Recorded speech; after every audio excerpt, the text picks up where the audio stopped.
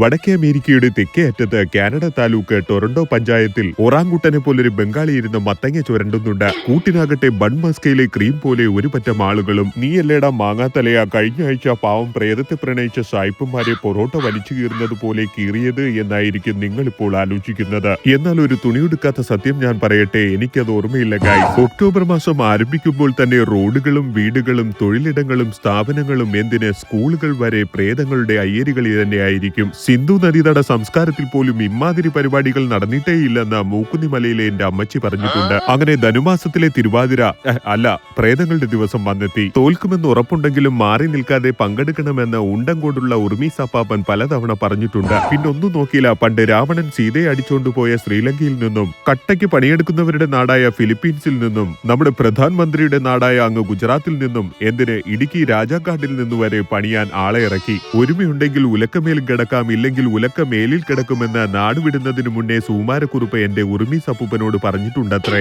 അങ്ങനെ ദിവസങ്ങളുടെ പ്രയത്നങ്ങൾക്കൊടുവിൽ മത്തങ്ങ തലയന്മാരെല്ലാം റെഡിയായി കഴിഞ്ഞിരിക്കുകയാണ് ഗൈസ്. ബിജു അണ്ണന്റെ ഒരു ഡയലോഗ് ഞാൻ അങ്ങ് എടുത്തു. ദൈവമേ, അംഗത്തിന് പോവേണ്, തിരിച്ചതുപോലെ വരണേ, വെട്ടുകൊണ്ട് ചാവല്ലേ മേ.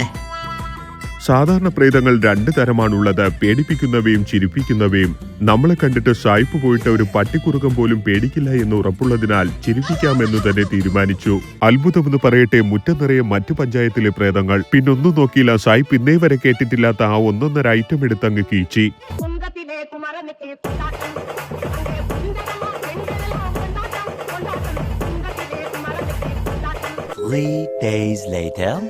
അതെ ഗൈസ്, അവസാനം അത് തന്നെ സംഭവിച്ചു. ഒന്നാം സമ്മാനം നമ്മൾ അങ്ങ് തൂക്കി. 3 വർഷങ്ങൾക്ക് ശേഷം കഠിന പ്രയത്നത്തിനൊടുവിൽ 30ഓളം ടീമുകളെ തോൽപ്പിച്ചുകൊണ്ട് ഒന്നാം സ്ഥാനമായ 500 ക്യാഡ് അഥവാ നാട്ടിലെ 32,000ഓളം രൂപ സമ്മാനമായി നേടി. ഇതറിഞ്ഞ എല്ലാവരും എലി ഉണക്കമീൻ കണ്ടതുപോലെ സന്തോഷത്തിൽ ആറാടി. ഞങ്ങളോട് സഹകരിച്ച, ഞങ്ങൾക്ക് വേണ്ടി വോട്ട് ചെയ്ത എല്ലാ നല്ല മനസ്സുകൾക്കും സ്നേഹത്തിന്റെ ഭാഷയിൽ 1000 ബൺമസ്ക.